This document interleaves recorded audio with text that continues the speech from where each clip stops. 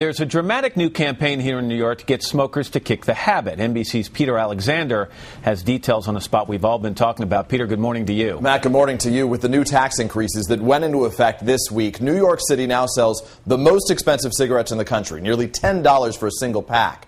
But it's not just a sin tax the government hopes is going to force people to quit, but also a controversial new ad campaign that goes straight to the heart. It's the heartbreaking ad designed to make smokers gasp. A little boy at a train station, left alone by his mom. If this is how your child feels after losing you for a minute, just imagine if they lost you for life. The ad is the latest in New York's anti-smoking campaign, targeting the city's 1 million smokers. The commercials are shocking, even devastating, all of it on purpose. What we're trying to do is bring home to people the reality of smoking. For this ad, you get the sense that not only might you suffer and die, but you're going to leave your family behind. In the war on tobacco, many past commercials were as effective as they were gross. The man breathing through a hole in his throat. Another ad showed gook being removed from a smoker's neck. These new ads take a different route, using what organizers say are child actors who know it's make-believe. But is it responsible? If we were showing something that's not accurate, that would be too far. Smokers, when they see it, will realize, okay, today's the day I'm going to quit.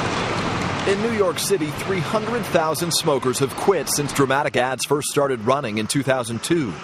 New Yorkers are being hit in their hearts and in their wallets. As of April 1st, new taxes have knocked the price of cigarettes here to $9 a pack. I'm going to just bum off of people and quit, really. Eventually I want to stop. I can't afford it, to be honest. Smokers trying to kick the habit at any cost. And here in New York, organizers of that ad campaign expect the new effort is going to help 20,000 smokers give up cigarettes. On Wednesday alone, the first day of this new tax, several states nationwide, including Colorado and Ohio, Matt, reported that the number of calls to their smoking quit lines quadrupled. All right, Peter, thank you very much. That's Peter Alexander. So do the new ads go a little bit too far? CNBC's Donnie Deutsch is the chairman of the Deutsch Advertising Agency. Hi, Donnie. Good morning to Matt, you. Good to see you, man. I'm going to go specifically to the little boy in the train station, because that's the one that got my attention. How effective a spot is that? Bravo. Really? You and I are both dads.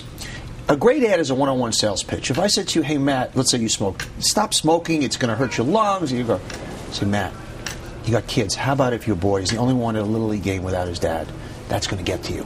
You see that. Where's that? I looked at that. My stomach hurt as a dad seeing that ad. I watched it, and I was completely glued to it, but I didn't know if I was glued to it in a good way or a bad way. Well, first of all, you were glued to it, so win-win right there. So that works. And good, bad, that either word is fine. It's compelling, and if that doesn't get you to stop smoking, nothing will. Because we have all been there. We have all seen our kids in that heartbroken moment where they don't know what's about to happen, so you transfer that into a smoker passing away. But there have been calls to the New York Department of Health complaining that they don't think this is a child actor. Let's face it, this kid can't be more than 4. Yes. So isn't it fair to assume they actually put a kid in a situation like that? And that's a side note of this. People are angry about that. Number one, kids are very good actors. I'm going to do an expose here. I'm going to blow the lid off movies and television and commercials.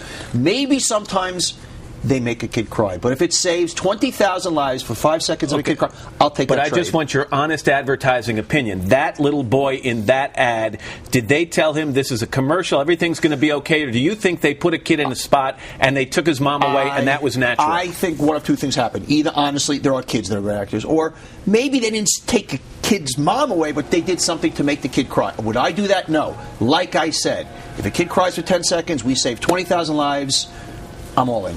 And once again, I don't think that's the issue there. The issue there is finally somebody's getting it right.